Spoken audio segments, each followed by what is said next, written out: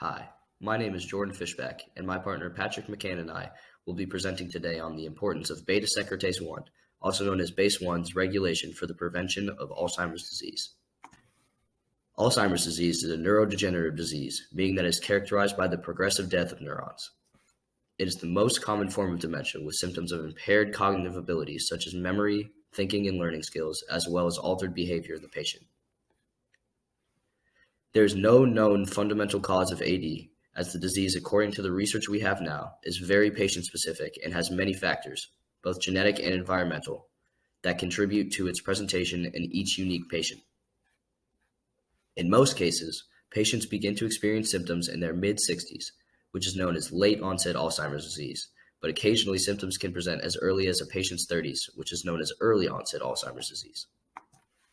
However, the disease can begin to cause damage to the brain up to 20 years before symptoms arise in what has been called the preclinical Alzheimer's disease stage.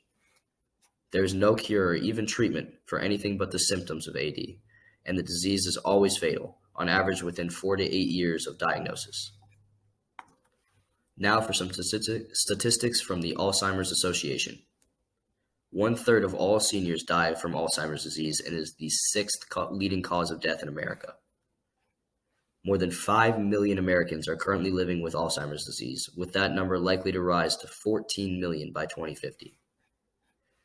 Care for Alzheimer's disease cost the nation $305 billion in 2020, with that number projected to rise to $1.1 trillion by 2050.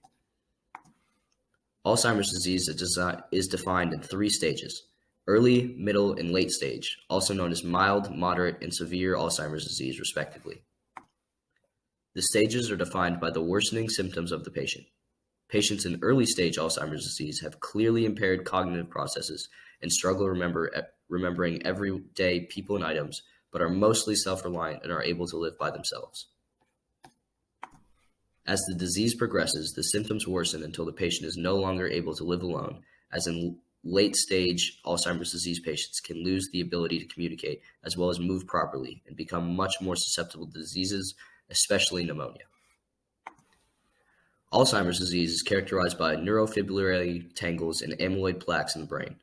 These structures are thought to be the root of the damages in the brain that cause the symptoms of Alzheimer's disease.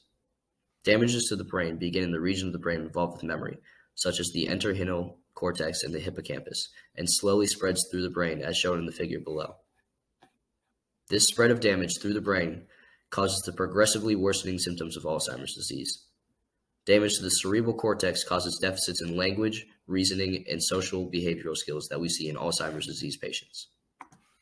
The first of the 2 structures thought to be the foundation of Alzheimer's disease are neurofibrillary tangles. When tau proteins are hyperphosphorylated, most likely by amyloid beta proteins, they form tangles, causing degeneration of axonal microtubules in the neuron that are important for cellular transport of nutrients as well as neurotransmitters. This blocking of essential transport causes the loss of connections between neurons and eventual neuronal cell death.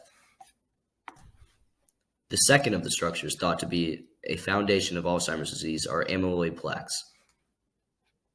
These plaques are the buildup of amyloid beta proteins in the brain's extracellular matrix. They cause damage to neurons in 3 main ways. First, they interfere with synapses, disrupting cellular signaling, which causes the loss of those synapses between the neurons. Second, as mentioned before, they have been linked with the hyperphosphorylation of the tau protein, causing the tau tangles that we discussed. They also cause chronic harmful inflammation in the brain. All of these can, and usually do, lead to the neuronal cell death that characterizes Alzheimer's disease. The amyloid beta protein is released into the cell through the cleavage of the amyloid precursor transmembrane protein.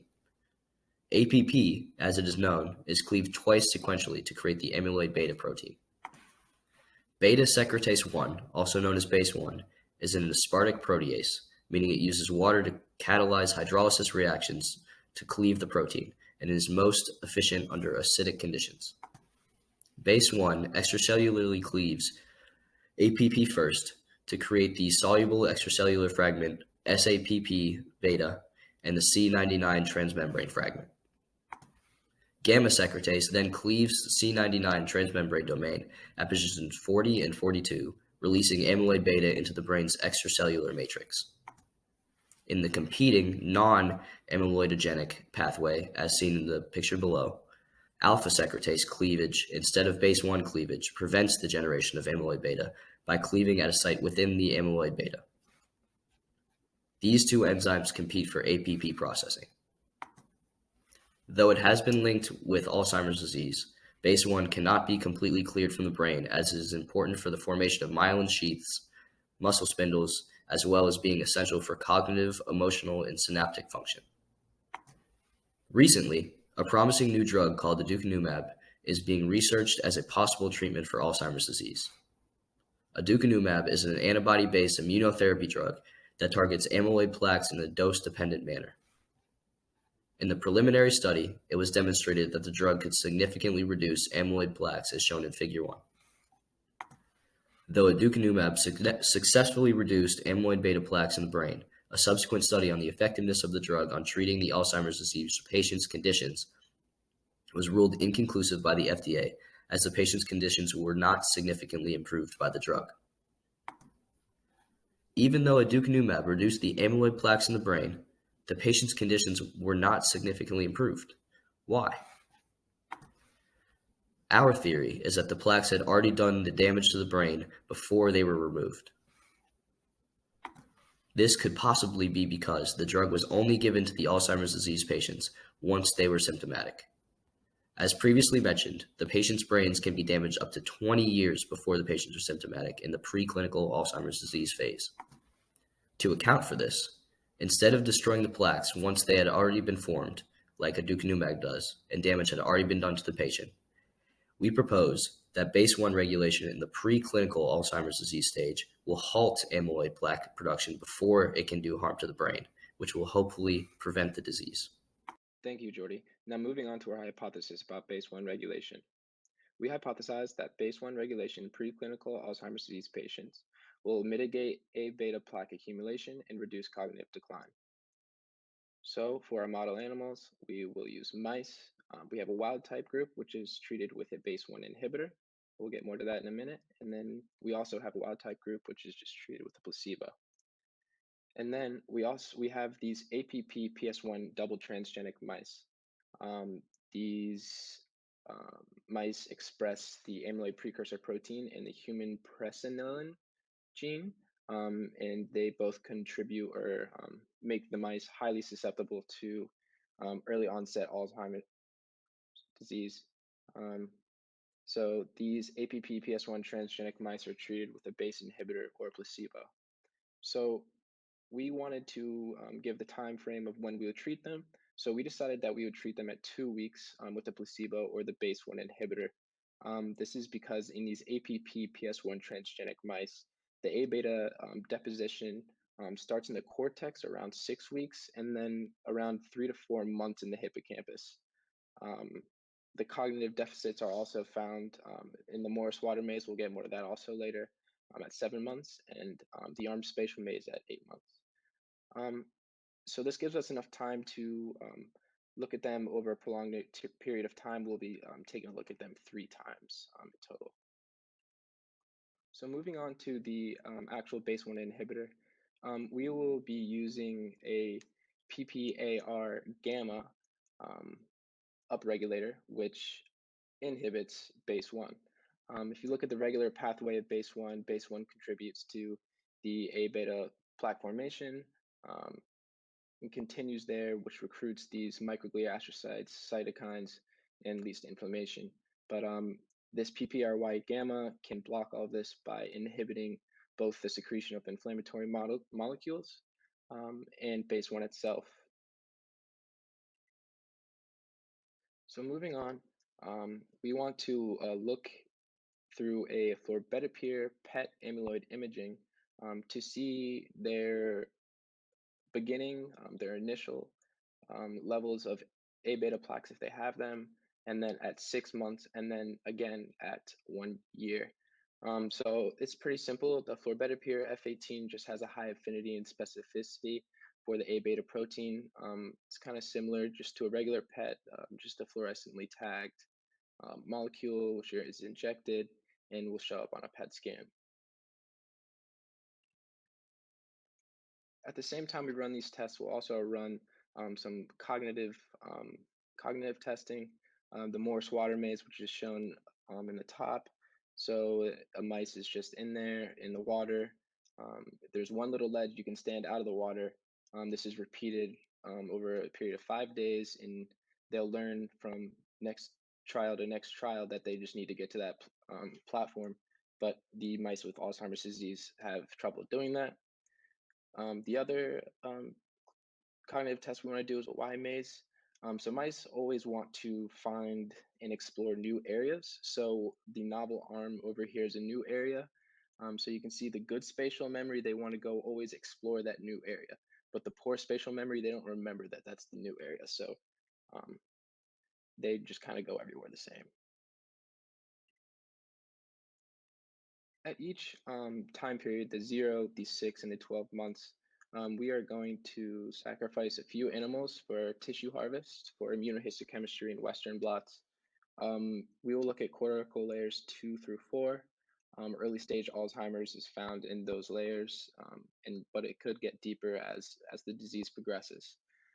So we are going to use a few antibodies to stain. So for the A beta plaques, we'll use Cranad 28 antibody. It's pretty new technology out. It's a great antibody. It's a lot better than the thioflavin S, which is kind of currently what they're using. For BACE1, which is also a new one, it's called BACE1. For neurons, we'll just use DAPI. For the microglia, to measure the inflammatory response, we'll use the IBA1 antibody. And then if you look at all these images, these are images of the confocal microscopy of what something may look like. The blue up in the top right and the B figure is the DAPI, and the A over here is the A beta. Using these images, we can just see the relative distribution. We can have a big image like here and see if it's deposited in the hippocampus or anywhere that could affect memory. But we could also look at very, very small and just see the co-localization of all these things going on in the brain and all of the proteins involved in Alzheimer's disease.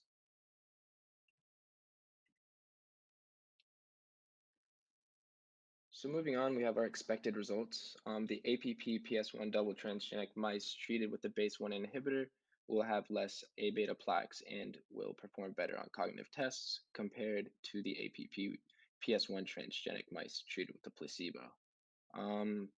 Also, we said that the APP-PS1 transgenic mice treated with the BACE1 inhibitor will have low AB plaque formation and will perform similarly to the wild type mice untreated on cognitive tests.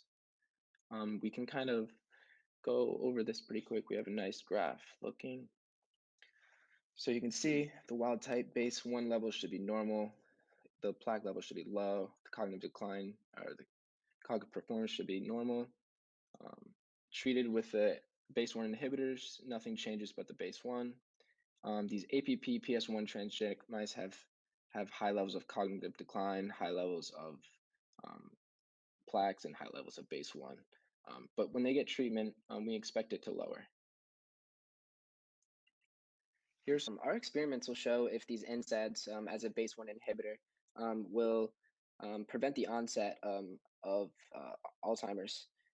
This could be a potential therapeutic target to generate a new drug or something to help mitigate the synaptic and neurological impairments of Alzheimer's.